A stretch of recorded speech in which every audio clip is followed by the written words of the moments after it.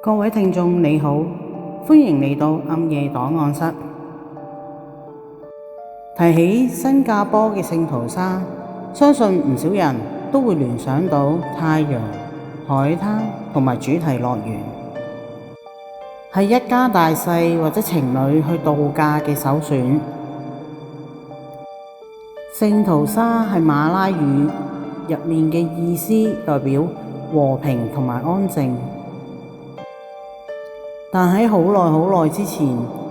二戰時期喺呢一座島，卻被人稱為死亡之島，留低咗無數沉重嘅歷史痕跡。喺聖淘沙某啲舊嘅英軍營房改建，又或者歷史比較悠久嘅老牌酒店入邊，今日要同大家分享嘅暗夜檔案，係發生喺幾年前，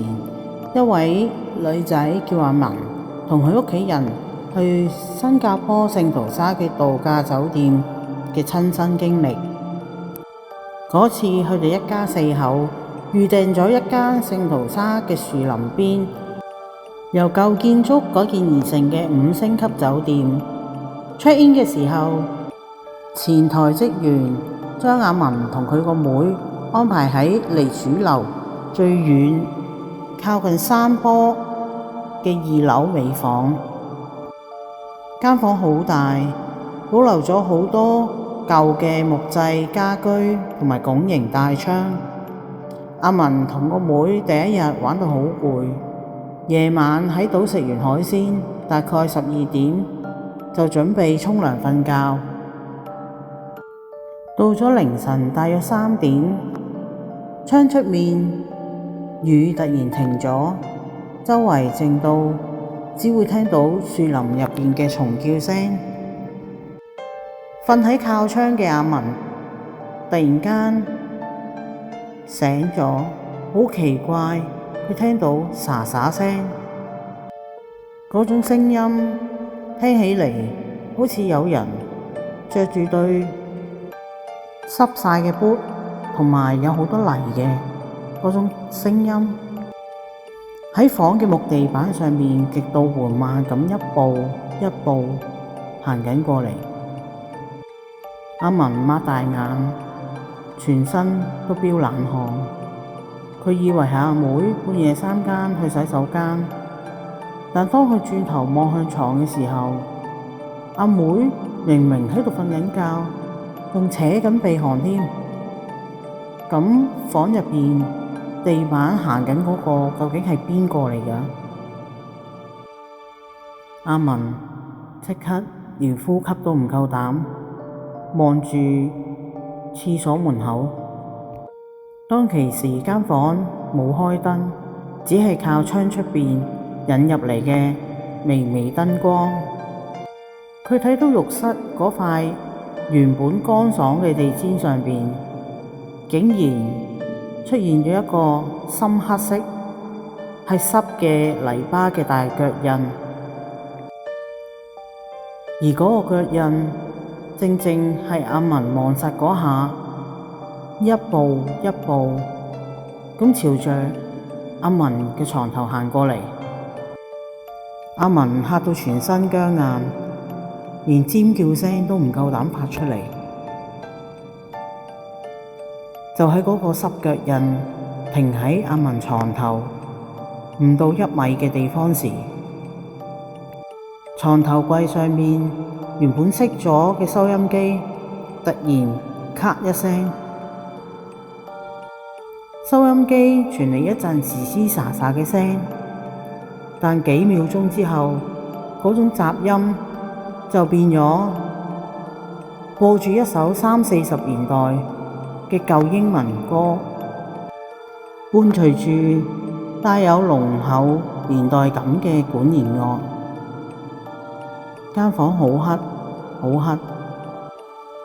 就喺呢個時候，收音機播住呢首英文歌，突然間變咗一段極度沉，就好似喺水底入邊傳嚟嘅男性喺度講英文。啲水位升緊上嚟啊！我哋走唔到啊！阿文當時真係徹底崩潰，佢用盡全身嘅力拎起個枕頭掟落去個收音機度，同時大聲嗌醒阿妹。阿妹嚇醒之後，立即打開晒成間房嘅燈，就喺着燈嗰一剎那，收音機同雜聲完全消失，成間房又再次恢復喺死靜入邊。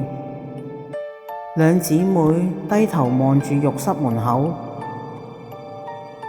嗰啲腳印，整整留低咗5個黑色嘅又深色嘅泥嘅腳印。阿文同個妹嚇到乜都唔理啦，就即刻衝咗去阿爸阿媽間房入邊，成晚開住燈都唔夠膽再瞓。到咗第二日一朝早，阿文就拎住喺手機影低嘅腳印去前台同嗰啲酒店職員講琴晚發生呢件事，要求酒店要退錢。個職員好似聽咗好似冇乜感覺咁，就直接同佢哋退款，再加升級其他房俾佢哋。原來呢棟度假酒店係2戰時期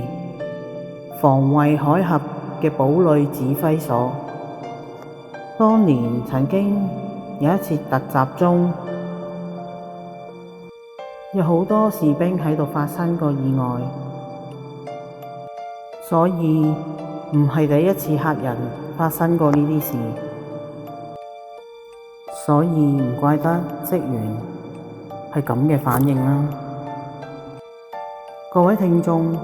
下次你去新加坡聖淘沙嘅老牌酒店，如果深夜突然間收音機會自己響，